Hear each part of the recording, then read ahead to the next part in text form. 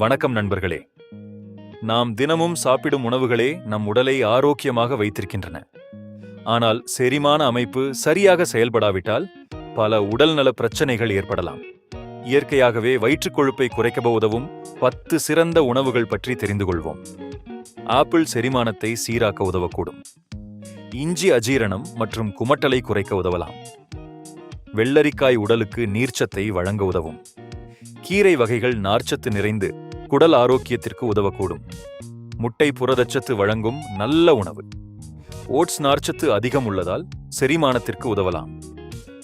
தயிர் நல்ல பாக்டீரியாக்கள் மூலம் குடல் ஆரோக்கியத்தை ஆதரிக்கிறது. கிரீன் டீ ஆன்டி ஆக்சிடென்ட்கள் கொண்ட பானம். ஆலிவ் எண்ணெய் ஆரோக்கியமான கொழுப்பு அமிலங்களை வழங்குகிறது.